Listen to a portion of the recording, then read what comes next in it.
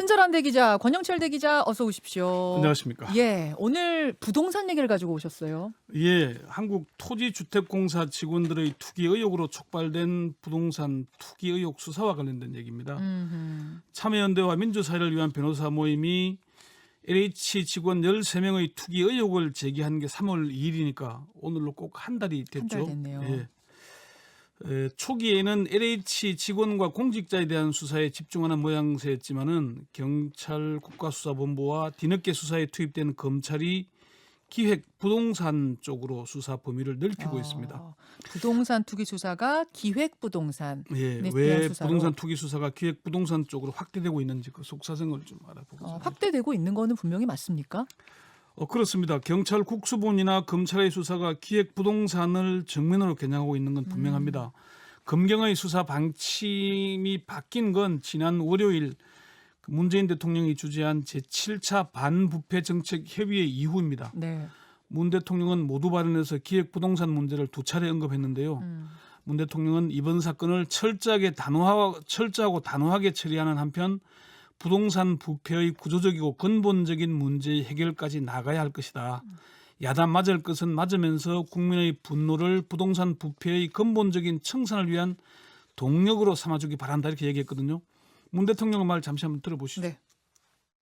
그 출발은 철저한 조사와 수사를 통해 도시개발 과정에서 있었던 공직자와 기획부동산 등의 투기 행태에 대해 소속과 지위 과하를 막론하고 있는 그대로 드러내고 엄정하게 처리하는 것입니다.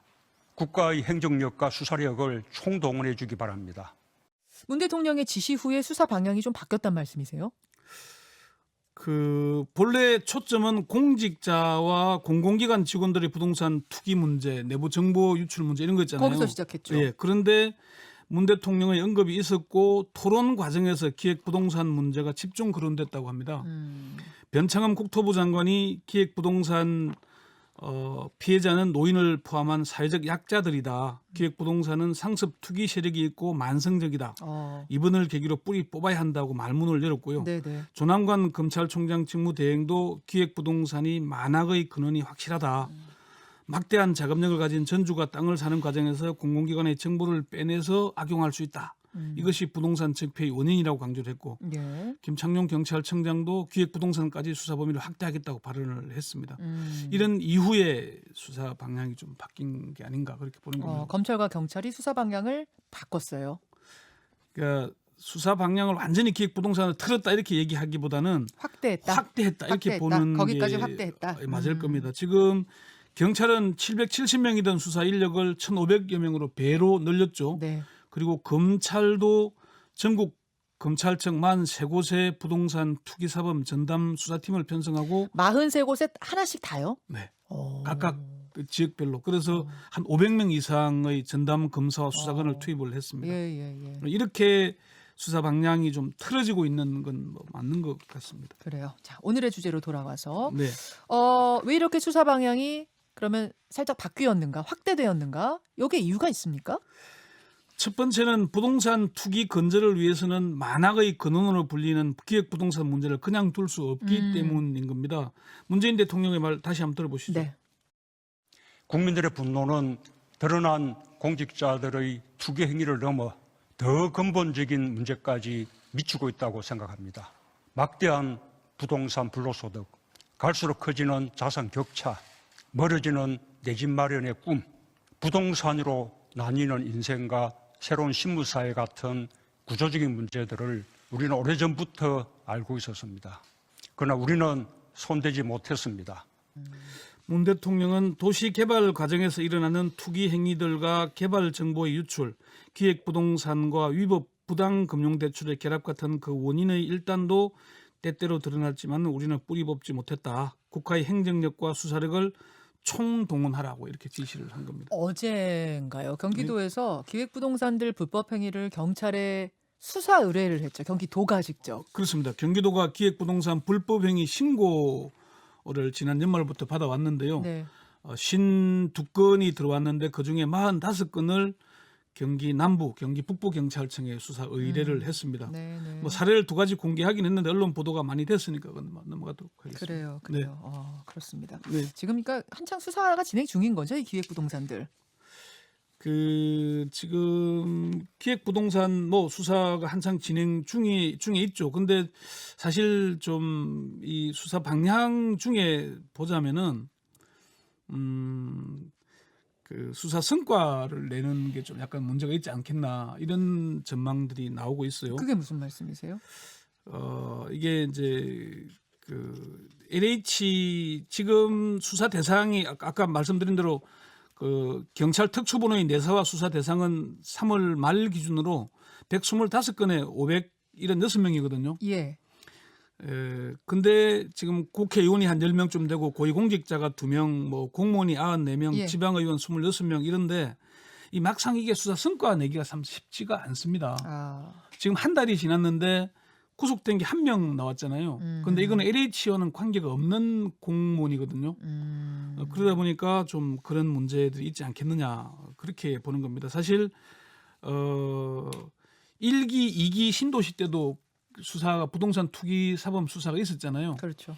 1기 때는 13,000명을 적발했는데 구속된 사람이 한 1,000명쯤 됐습니다. 987명.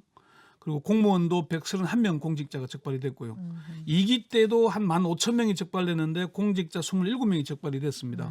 지금은 당시보다 부동산 투기 수법이나 뭐 이런 게 엄밀하고 교모해졌거든요. 훨씬 더 교묘해졌죠. 예, 그 맞아요. 적발이 쉽지도 않고요. 적발되더라도 법망을 빠져나가는 경우가 많다고 합니다. 교묘하게. 예, 처벌 이어지는 게 참 힘들지 않느냐는 그렇게 보는 거고요. 자, 기획부동산 쪽으로 수사 방향을 튼 세 번째 이유. 수사 장기화를 예상하기 때문이다. 그런 그렇습니까? 분석입니다. 네. 1기 신도시, 2기 신도시 때도 검찰이 주도하는 대규모 수사가 이루어졌는데 1기 수사는 한 1년 넘게 걸렸습니다. 그리고 2기 신도시 수사도 한 6개월 이상 걸렸거든요. 신도시 개발과 관련된 부동산 투기는 하나의 패턴이 있습니다. 어떤 식이요? 부동산 가격이 폭등하면은 네. 신도시를 발표하고요. 그러면은 또 투기가 다시 극성을 부립니다. 음. 그러면은 투기와의 전쟁으로 이어지는 그런 잔혹사가 되풀이되고 있는 거죠. 이게 1기 때도 그랬고 2기 때도 그랬고 지금 문재인 정부의 3기 신도시도 비슷한 패턴을 보이고 있습니다. 따라서 검찰이나 경찰도 수사 장기화에 대비해서 기획부동산 쪽으로 수사를 확대하는 겁니다. 사정기관의 한 고위 관계자는 부동산 투기 사범 색출하려면 1년 정도 기간을 갖고 꾸준하게 1년. 수사를 해야 한다. 검찰이건 경찰이건 한두 달 만에 결과를 내놓기는 어렵다 이렇게 얘기를 하더라고요. 단기간에 수사 성과를 턱 하고 국민 앞에 내놓기는 어렵다. 그 말씀이신데. 네. 근데 지금 경찰 수사 인력도 늘리고 뭐 검수완박 외치다가 심지어 지금 검찰까지 네. 다 동원해가지고 수사하라 할 정도로 지금 총동원하고 있는데도 수사 장기화가 된다는 거예요? 발등에 불이 떨어지니까 그렇게 다급하게 나선 건데요. 수사라는 게 주머니에 있는 물건 빼내듯이 하는 건 아니지 않습니까? 그렇죠. 1기나 2기 신도시 부동산 투기도 그렇게 시간이 오래 걸린 이유가 있을 겁니다. 수사 대상이 점점 늘어나고 있지만은 개발 정보가 어떻게 빠져나갔는지 관련 정보를 아는 공직자와 민간이 어떻게 결탁했는지 밝히는 게 그렇게 쉽지 않다고 합니다. 경찰은 국가수사본부가 출범하고 처음 맡는 대형 수사 아니겠습니까? 네네. 그러니까 국민적 관심도 높고요. 첫 시험대인 만큼 사실 어느 정도 성과를 낼지도 초미의 관심사입니다. 수사 결과가 미흡하면은 경찰의 수사 역량에 대한 의구심이 커질 거고 결국에는 검경 수사권 조정 자체에 대한 불신감이 커질 수도 있을 그럴 수 겁니다. 있죠. 검찰도 좀 구겨진 자존심을 세워야 하잖아요. 문재인 정부가 검경 수사권 조정에 이어서 검수완박까지 추진했으니까 뭔가를 보여줘야 되는데 그게 성급하게 나오기는 쉽지 않을 거다 그런 얘기가 있더라고요. 부동산 투기 수사가 단순히 부동산 투기 건절이나 집값 폭등의 문제만 아니라 그런 복잡한 문제, 특히나 지금 4.7 재보궐선거에 이어서 내년 대선이 있지 않습니까? 네. 그런 문제까지 이어지기 때문에 검찰, 경찰 모두 속내가 복잡하다는 것도 변수가 될 거다 이렇게 보는 겁니다. 자, 일반인의 기획부동산까지 수사가 확대된 네 번째 이유. 수사의 물꼬를 공직자 중심에서 부동산 업자 쪽으로 돌리려는 의도가 아닐까 하는 그런 분석도 있습니다. 그건 무슨 말이죠? 수사에서 공직자나 여당 관계자들이 줄줄이 적발된다면은 부동산 투기가 정권 차원의 비리처럼 비춰지지 않겠습니까? 반면에 기획부동산 업자들의 그 투기가 적발될 경우에 부동산 투기업자들의 농간 또 거기에 결탁한 공직자들의 비리로 좀 이렇게 인식되는 그런 차이가 좀 있을 겁니다. 부동산 투기 건재를 위해서는 기획부동산도 잡아야 하고 그렇다고 정권 차원의 비리처럼 여겨져서도 안 되는 그런 상황이다 보니까 좀 수사의 물꼬를 돌리려는 의도가 있지 않을까. 반부패 정책 협의회에서 경질 대상인 변창흠 국토부 장관이 기획부동산 문제를 적극적으로 개진했다는 것도 그런 의문을 좀 낳는 이유가 변창흠 장관이 예. 적극적으로 얘기했다는 부분에서 그렇습니다. 지금 검찰이나 경찰이 집값 급등에 대한 국민적 분노를 달래기 위해서는 뭐라도 해야 하는 처지 아니겠습니까? 그래서 이런저런 아이디어 차원이라는 측면도 있긴 합니다. 뭐 이번에는 그런 부동산 투기를 근절할 수는 있을까요? 솔직히 쉽지 않을 겁니다. 그렇지만 문재인 대통령이 반부패 정책 협의회에서 밝힌 대로 원점으로 되돌아가서 부동산 부패의 구조적이고 근본적인 문제의 해결로 나아간다면은 당장은 아니더라도 점차 가시적인 성과가 있지 않을까 그런 기대하는 측면도 있습니다. 문 대통령은 드러나는 범법 행위에 대해서는 단호히 처벌하고 부당 이익을 철저하게 환수해야 한다고 얘기를 했고요. 차명 거래와 탈세, 불법 자금, 투기와 결합된 부당 금융 대출까지 끝까지 추적해 달라고 했으니까 이번엔 좀 그런 게 좀 돼야 될 거고요. 좀 한 가지 문제가 있는 건 이런 게 있습니다. 부동산 투기를 처벌할 법률적 근거가 미약하다는 얘기가 사정기관에서 나옵니다. 한 사정기관의 고위 관계자는 부동산 투기, 기획부동산 투기, 아파트 투기 이런 걸 진짜 나쁘다고 하면서 법으로 들어가면은 그걸 처벌할 조항이 하나도 없다. 부동산 투기한다고 처벌할 수 있는 법이 어디 있냐 이렇게 반문하더라고요. 실제로 부동산 투기는 주택법 위반, 농지법 위반, 위장 등록하니까 주민등록법 위반 같은 그런 걸로 단속하고 있는 실정이거든요. 지금은 뭐 영끌이다, 비투다 이렇게 해서 너도 나도 부동산 투기에 뛰어들었지만은 이전에는 돈 있고 힘 있는 사람이 투기했던 게 사실입니다. 그래서 이번 기회에 부동산 투기를 근절할 제도적 장치들도 제대로 마련해야 한다. 그래야 망국적인 부동산 투기가 설자를 잃게 되지 않겠냐는 그런 여론들이 많습니다. 기획부동산도 잡아야죠. 기획부동산도 뿌리 뽑아야죠. 다만 당연하죠. 그렇게 확대하는 과정 속에서 고위직이나 뭐 정치인 이들에 대한 수사가 흐려지진 않길, 약해지진 않길 이것도 국민들이 관심 가지고 봐야겠습니다. 수고하셨습니다. 재난 문자가 하나 들어와서요. 잠깐 좀 소개하고 다음 인터뷰로 넘어가죠. 코로나19 예방에 대한 재난 방송 요청이 들어왔네요. 접종 전에 아세트아미노핀 성분의 해열 진통제를 준비하시고 통증이 발생하면 깨끗한 마른 수건으로 냉찜질을 하며 미열 증상 시에는 충분한 수분 섭취 및 휴식을 권장합니다. 발열, 근육통 증상 시에는 해열 진통제를 복용하시고 몸살일 증상이 날 때도 해열 진통제 복용하시면 된다 그래요.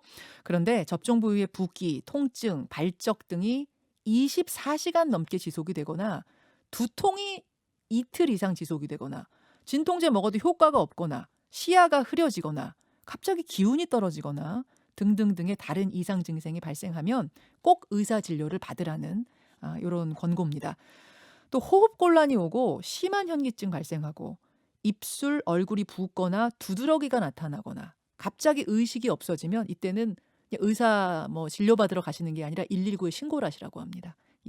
예방접종 대응 추진단에서 보내온 재난 문자였습니다. 수고하셨습니다.